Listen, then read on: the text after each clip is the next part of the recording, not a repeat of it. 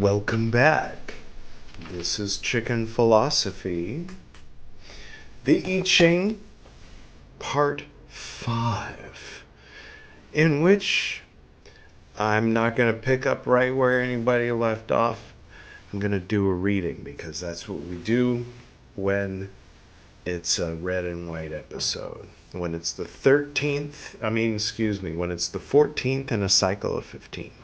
This is the 14th in the cycle of Christmas of 2550. So, yeah, you'll get used to it if you stick around long enough. Okay, anyway, so, hi, how's it going? Yeah, I guess we're going to do an I Ching. There's no beverage today. I keep forgetting the beverage. We're going to call this the beverage. Our beverage today is some Vedika brand filtered water. Cheers. Our incense for today is my favorite Yangtze Tibetan incense, not to be confused with the river. This Tibetan incense is very, very good. Oh my gosh. I had 2 of these and made it last a year. 2 sticks. And then I found it online and I ordered 4 boxes. Now I burn it whenever I want to. So it's nice. All right. So we're fairly new at this for those who are new to this. For those who are new to Chicken Philosophy is new to the I Ching. This isn't any kind of professional operation. This is the second time I've ever done this. And I'm trying to cut down on horrible, the coins rattling. I had to do a lot of adjusting of the volume of things because it was really painful to listen to. So here's what we're going to do. We've got 2, I think, Brazilian coins of some kind, and this time they actually have a head, so I won't get confused about whether it's heads or tails. So then there's a 1963 American quarter, so this was back when it was like 90% silver, so of course it's tarnished, and then another Brazilian one. So what I'm going to do is I'm going to do it like this. Flip a coin, right? This isn't too bad noise-wise, because the instructions are to shake it in your hands, and that was a terrible thing to do next to the microphone. So here we have, let me get my Superman notebook and my silent generation, ballpoint pen. And does it work? Nope. Blue doesn't work. Maybe does green work? Green works. All right. Okay, so we've got a tails. Tails means singular. It means 1, right? You add 1 if it's tails.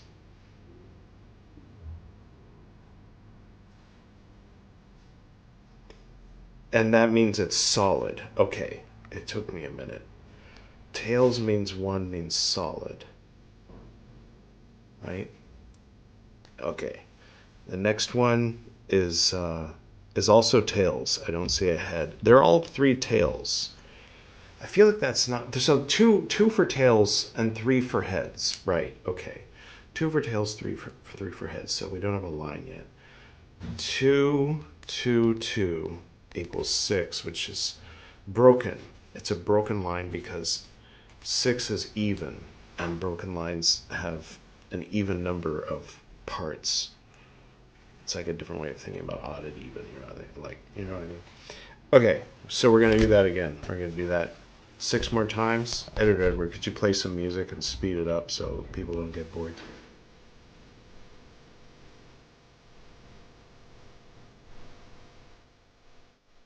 So far we have a triple tails twice, which means that's a change, which means it's one of those lines we're going to read at the end. You remember? It'll make sense later if not. By the way, if you want to start at the beginning of the I Ching series, you can click right there.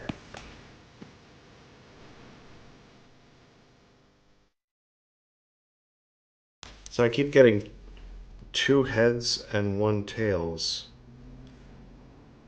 which is 8, which is even, but it's not a change, so we're not going to read anything later, but I've been getting that a lot. Heads, tails, heads again. All right. So we got Earth. I already know this one. I mean, I don't know it, but I know that I guess now's as good a time as any. We'll let future whoever's sitting here use it later in the episode dedicated to learning about it specifically. But yeah, we're going to get to learn about it quite a bit today. But then we'll read the rest of the lines next time, at the very least, and kind of review highlights and whatnot, probably from this episode. It'll make sense later. So this, we're going to call this Earth. This is what Earth looks like. So far we've got heaven, thunder, water, and earth. These are the trigrams that we're focusing on by focusing on when it's on top of itself. And you know what I mean?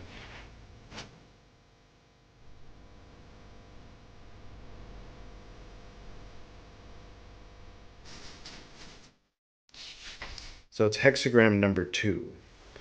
Kun, K''UN, the receptive. Bear with things as the earth bears with us, by yielding, by accepting, by nourishing. Kun, the receptive, is the complement to Xian, the creative. Yeah, you gotta have an audience. You know. The dark which is illuminated by the light, the earth which receives the blessings of heaven, the vessel into which the nourishment flows. This is a time to follow rather than lead, to assist rather than initiate, to listen rather than talk. Redevote yourself to the cultivation of modesty, receptivity, and gentleness now, and let go of concerns about the conduct of others or the progress of your worldly ambitions. All right. By the way, I was thinking this would be a reading for Chicken Philosophy itself, but I'm just reading it, as it is. The wisdom of cultivating receptivity cannot be overstated. Receptivity is the rich earth without which the creative cannot take root in our lives. This fundamental hexagram serves as a strong encouragement to you to concentrate on your capacities to nourish, to support, to accept, to work without desiring recognition, to follow the guidance of the sage. I do my best. You can benefit greatly in a period like this from time spent in solitude, in quietness. We have an opportunity to focus on the purification of our hearts and minds. All right, I'll decrease the amount of me time that I fill up with watching YouTube, and then I'll have that.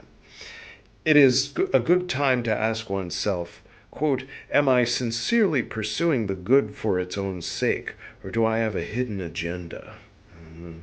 That's funny if you know Farsi, apparently. And quote, if so, detach from it and return to the path of independence and balance. Through humility and openness, we become receptive to the assistance of the higher power. First line. Cease resistance to the course of events. Avoid defensive or aggressive. Oh, the first line I'm reading because I think I got it right? Yeah. So the two that have a change are these two. The first line and the third line. So I'm going to read the first line and the third line. All right. First line. Cease resistance to the course of events. Avoid defensive or aggressive postures. The earlier one returns to quiet reliance on proper principles, the better. Okay. And the third line. Vanity is an obstacle to the expression of our superior selves. Hold to inner truth without regard for popular opinion. Sincerity and humility open the way to a good fortune that cannot enter where arrogance flourishes.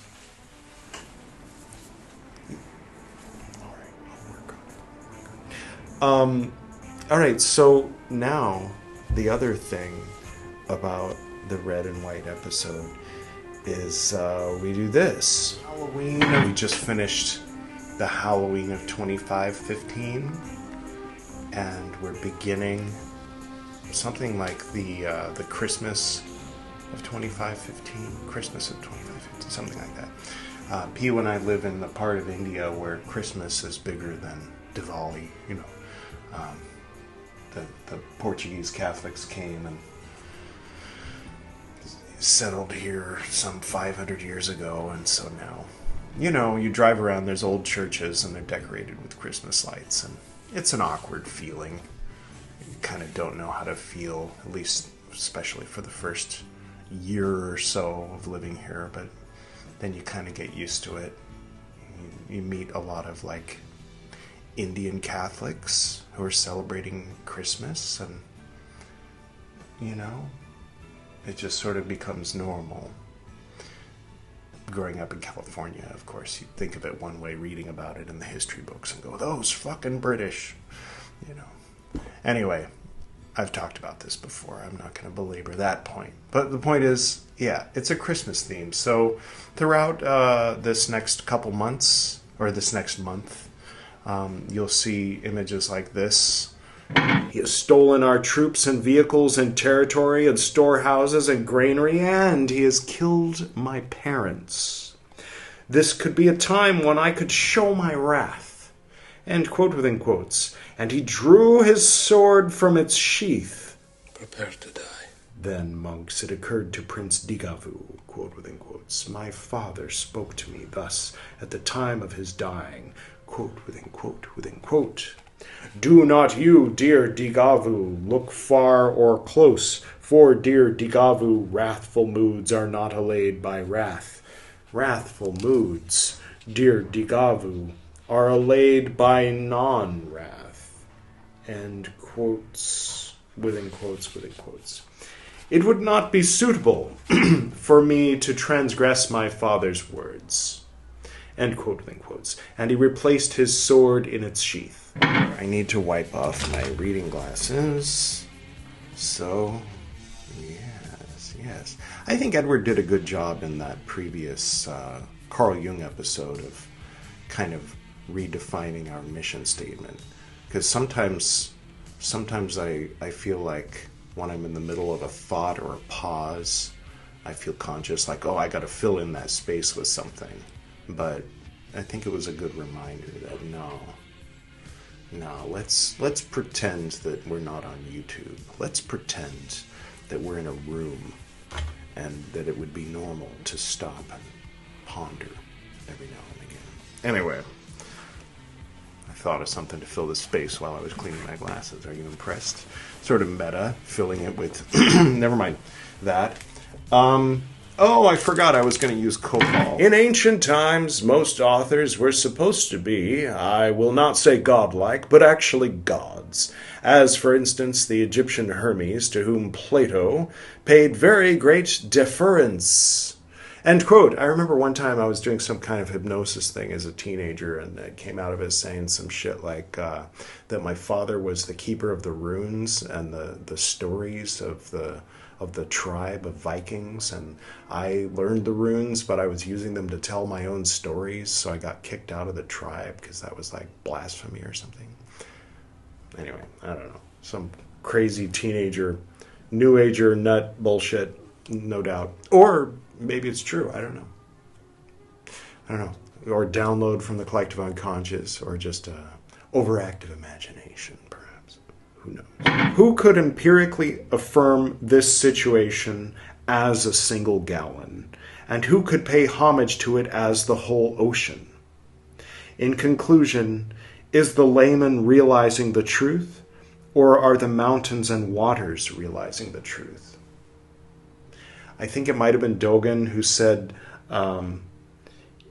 something to the effect of, am I gazing at the wall, or is the wall gazing at me? Something. very inspiring. I used to sit zazen gazing at a wall at lunch break at work, and that came to mind at that time.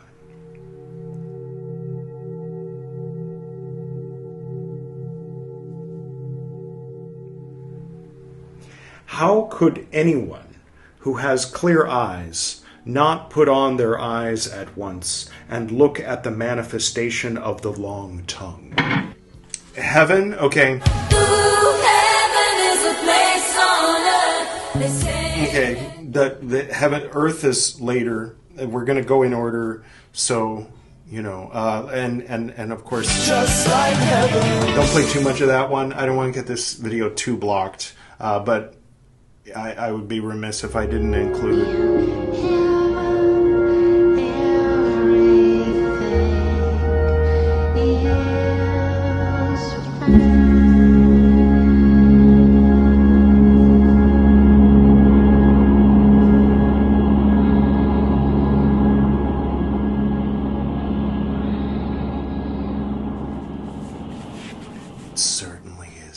Isn't it, Lady in the Furnace in Eraserhead?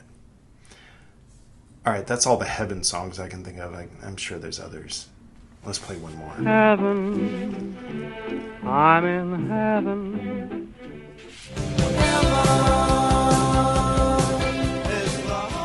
No idea what you just heard.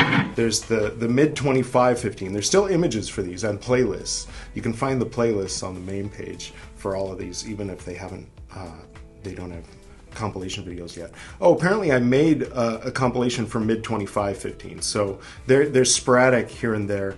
So, like for example, the mid 2515. I don't know. I'm just pointing at times. Then the summer of 2515. Haven't made the compilation video yet. The end of 4615. I have made the compilation video. And the beginning of 4715. That's when I turned 47. So remember when I turned 46 in a previous compilation video. Then there was the Halloween of 2515, and the one we're on now is the Christmas of 2515, and we're partway through that. There was a character called Bagu, but without the H, so Bagu rather than Bahagu. And so if that looks familiar, you have to go into the woods in Zelda 2, The Adventures of Link, and get a letter from him, and you can cross the bridge into Death Mountain, if anybody was wondering.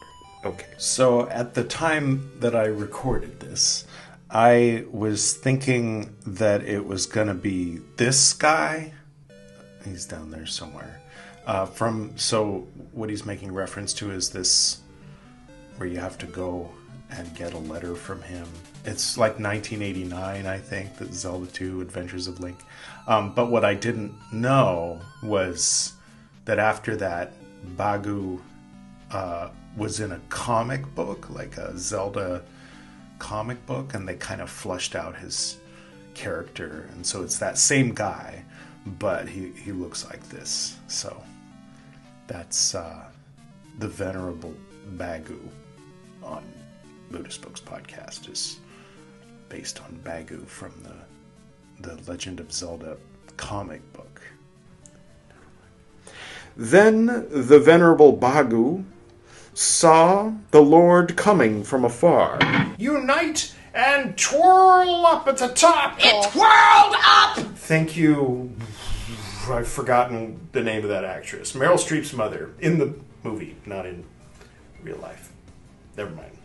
I think, wasn't she the daughter?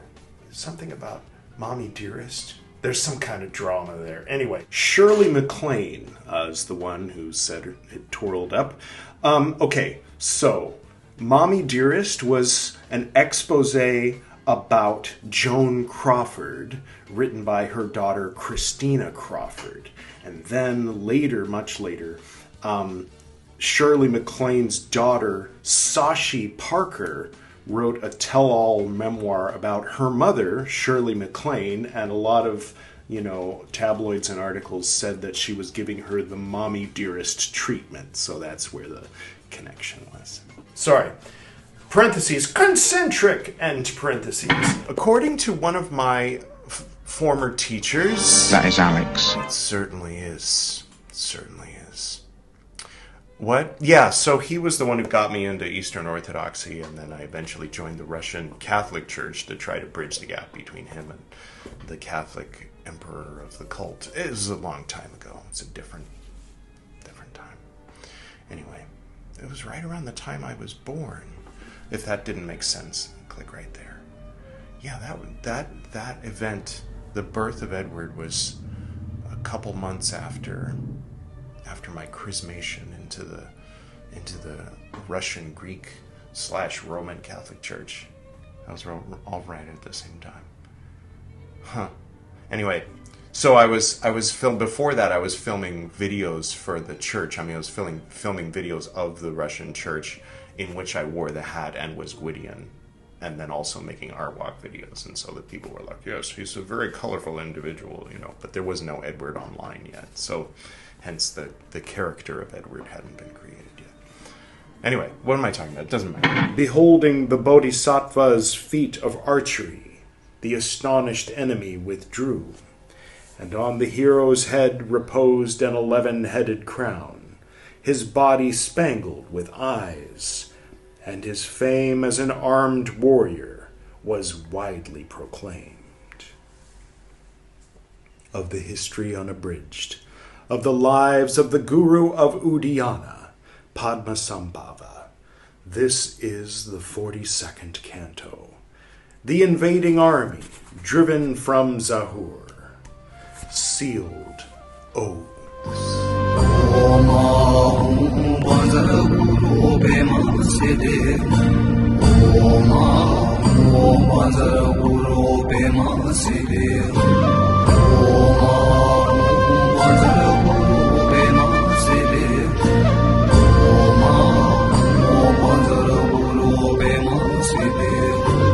That the Kabbalion was dog shit. And I was like fully convinced that was going to be how we were going to open today's episode until I woke up. Now it's interesting because throwing out an idea like that or self-censoring in any way is usually an Edward thing. But it's my turn to read, and I chose not to do that today. For a couple reasons. One, I haven't read it all the way through. Two, I haven't read it at all in probably more than 25 years.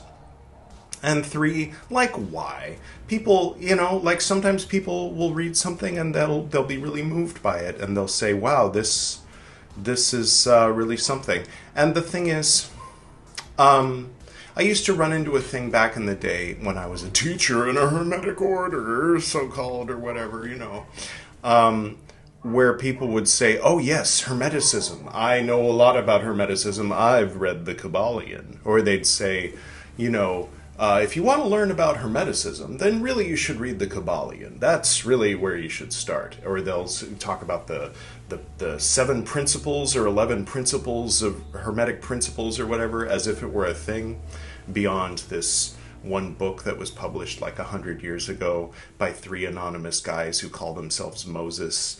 And it's like, all right, record's a little sketchy when you go that far back, but apparently there were kings and it was fucked, and so they came up with this whole like republic situation,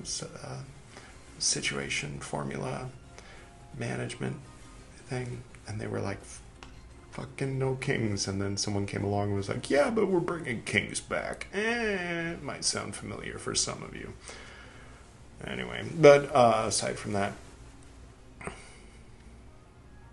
yeah, it seems to me that the whole thing about the I Ching, following the sage, it implies to me like a situation where perhaps somebody was like, there's too many false sages, there's too many charlatans, and people are falling for them and being led astray. What is a way that I can teach people to follow their inner sage, to follow the sage that looks over the universe in silence and invisible, and follow good advice for their lives without being led by these charlatans? I have an idea. I Ching. So you know what I'm saying? You see the comparison where the Roman Republic and the I Ching both imply an earlier situation that wasn't ideal. End quote. Those are two separate wrongdoings, by the way. Standing with your arms akimbo is one wrongdoing, and looking people in the eye, that's another wrongdoing. Like strangers, when you're a monk, walking around in a village in those days. Yeah. Anyway, you're supposed to keep your eyes one, like the length of a plow or hoe, on the ground in front of you while you walk. Anybody seen Kung Fu, the old show from the 70s? At one point he meets somebody who tells him to stop doing that. Look up toward the sun. Anyway, don't listen to that guy. Listen to Lord Buddha. Cain. Sorry, where were we? Quote, but what line of conduct, Lord, is to be followed in regard to material gains? End quote. Probably meaning here food and clothing. End quote. Don't interrupt me with a footnote for a probably, Miss Horner. Please. And thank you. With respect. It's one of those things where when a mystic type or religious type or Carl Jung says, I asked the spirit, I asked God, I asked my soul, I asked the universe this question, and it replied, like, we're quoting Ibn Arabi. Ibn Arabi says that he heard these words in his head. That means Ibn Arabi wrote this. So, we'll start with a little bit of Ibn Arabi. Contemplate the house. For sanctified hearts, it shines openly. They look at it through God without a veil, and its august and sublime secret appears.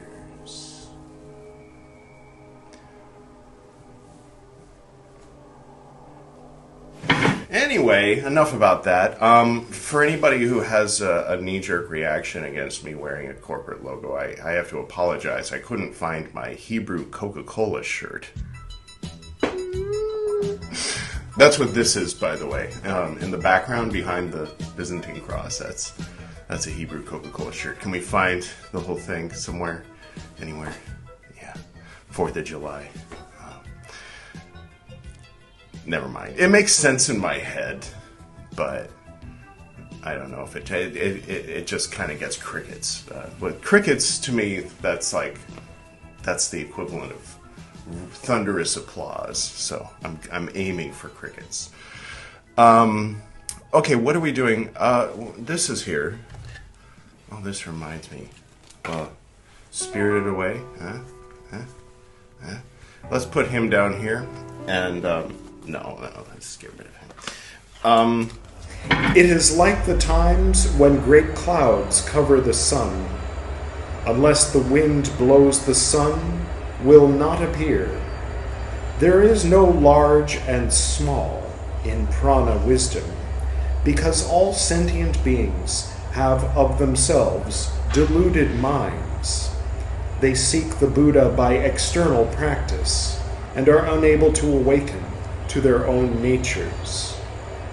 But even these people of shallow capacity, if they hear the sudden doctrine and do not place their trust in external practices, but only in their own minds, always raise correct views in regard to their own original natures, even these sentient beings, filled with passions and troubles, will at once gain awakening. You know, this might be a very clear demonstration of how, with the stroke of a pen, a divine name or two, or a name of a divine being, however you want to look at it, can be turned demonic, much in the same way as perhaps Astarte or Lilith. So what? Well, so if you're gonna disregard an entire belief system or scripture based on the demonizing of holy beings, then, while you're at it, you better disregard all of Judaism and probably all of Christianity and Islam. The other thought was, if you consider that, perhaps imagine there was a person who was gay back then, and someone told them, Yahweh and Elohim told us that we have to murder you with rocks pelted at you. And then you picked up a pen and decided to pen your own version of the scripture, and decided to do dirty the ones who were going to do you dirty. I'm just saying, it's not as simple as, these are divine names that I've uttered in a temple. Mr. BT, maybe expand your horizons and allow for a little more nuance. Expand a little further if you're willing to allow fucking orthodoxy into your comfort zone. Maybe allow heresy as well. Whew. All right, we did it. We accomplished our goal for today, which was to finish reading the introduction, so that next time, in part 4 of the Divine Pymander of Hermes Trismegistus, our very own Frater BT, who surrendered, you remember, in his episode, he gave his reading spot over to Pymander. So this is actually going to be BT's first proper episode, and he gets to be the first one to actually read the translation. No introduction. No whoever that guy was. Mr. Anonymous Christian guy. So there it is. I hope you enjoyed it. And I hope you had a merry holidays and whatnot yesterday. I'm recording this the day after Christmas. And all right. Next time it'll be Gwydion doing an actual I Ching reading, because that's what we've decided is that's what he'll do when it's his turn. And this is the third to last. He'll be doing the red and white. This was what? I'm Edward. That's blue. And it was Divine Pymander. That's orange. This was a blue and orange episode. That'll be the red and white. Gwydion doing I Ching, followed by BT doing Meccan Revelation. And that'll be the end of the Christmas of 2515. And now, for the first time, we're going to pull out the 5th book. See what that looks like, that visual?